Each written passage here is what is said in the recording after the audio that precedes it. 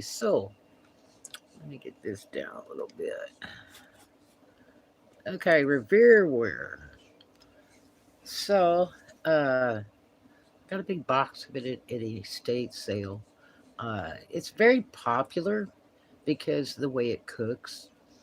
Supposedly, with the copper bottom, it'll cook really well and evenly and things like that. So, a lot of people really like it. It's no longer produced at all. So, you have to get it used. Um, Sometimes they'll have dents in them. People like to use a rubber body mallet, like you use on cars. Um, and the handles are Bakelite. And some people like to sand it down with 2 grades of sandpaper, the 800 to over 1,000, and then polish it up with Brasso. I don't know why Brasso on Bakelite, but anyway. And supposedly they get a real good shine. I tried the Brasso; it doesn't do anything but strip the dirt off, um, and it definitely doesn't shine. Um, I found that mineral oil is very nice and takes that white out from people putting in the dishwasher.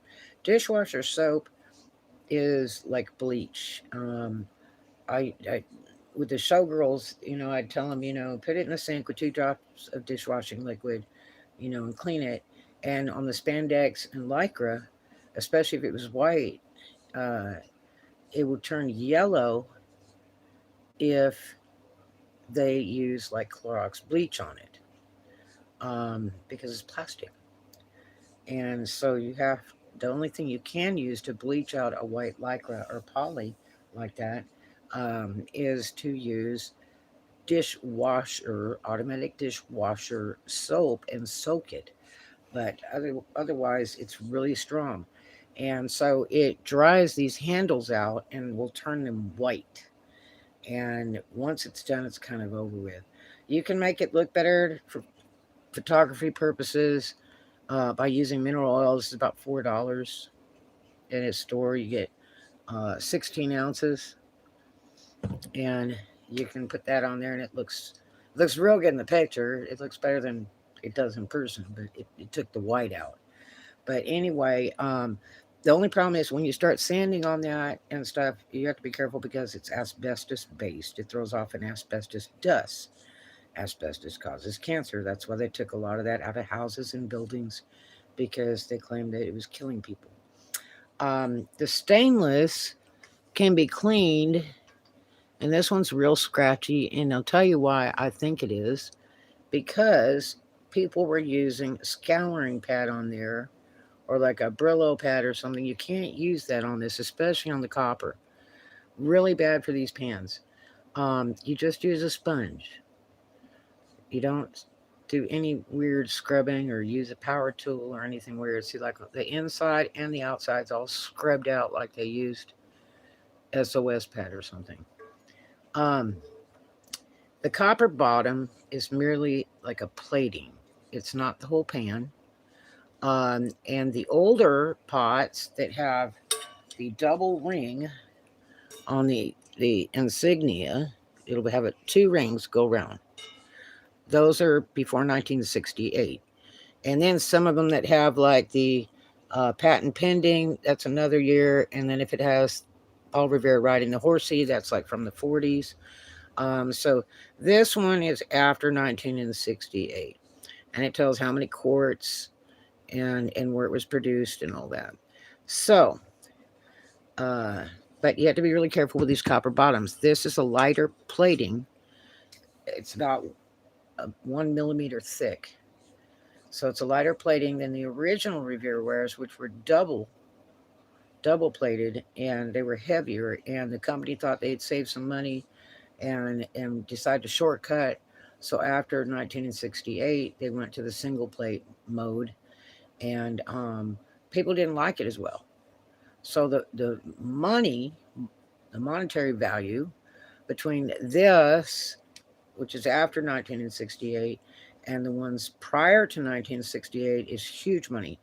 You're talking like, If you clean it up real good and everything, these are like 100 and up in the double ring. In with no ring, that after 1968, you can get up to 100 if you clean it up real nice. Um, Things to clean the copper with. Some people like Barkeeper's Friend. I don't find it good. I think it's excellent for the stainless.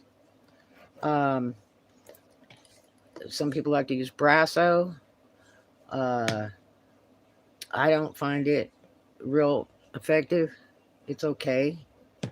Um, People use ketchup. I don't like the ketchup because it turns it blue right away, uh, and then it'll blue after.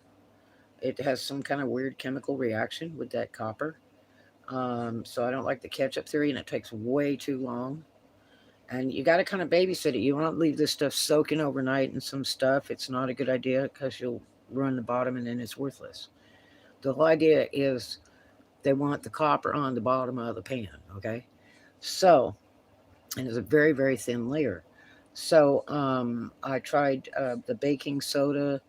You can also do baking soda and white vinegar, um, which it like turns to foam, and you can heat up hot water, mix vinegar with it, and then put it on the item, and then sprinkle baking soda on it, and it'll foam up.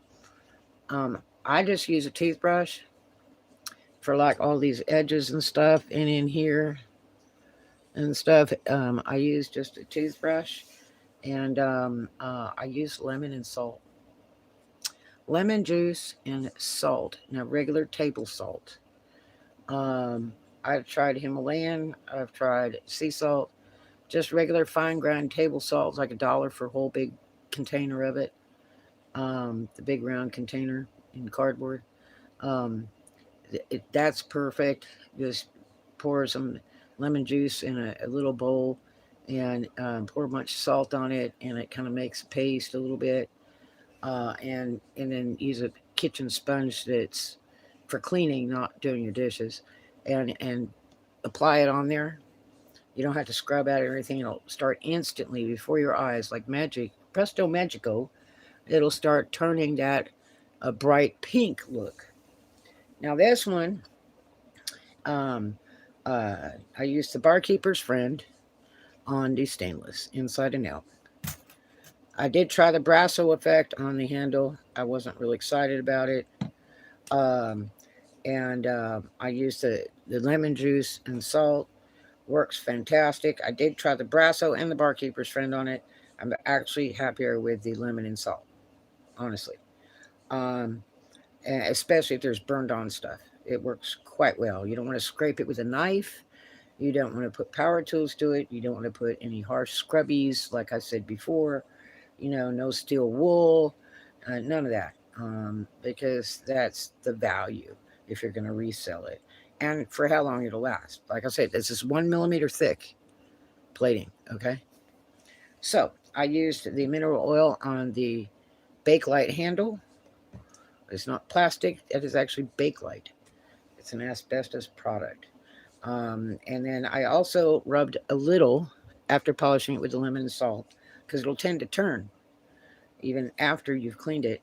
I rub the bottom with a little bit of mineral oil, and that will keep it fresh, hopefully, until it gets sold. Um, and That's why it has more of an orange look than pink. Um, but other than that, I mean, I've cleaned it up like really good. All the burned stuff that was on the edges is pretty much gone. But you can see where somebody has tried scratching it using a razor blade. I don't know what they've done. But you can definitely see the swirl marks, just like on a car that's been through the car wash a lot. All those swirl marks like that. Um, that Cars just tend to recycle their water and their sand and stuff in it. And their brushes have sand and dirt in them, and that's what happens to paint finish on a car. That's a terrible thing that they scrubbed this with whatever they scrubbed it with.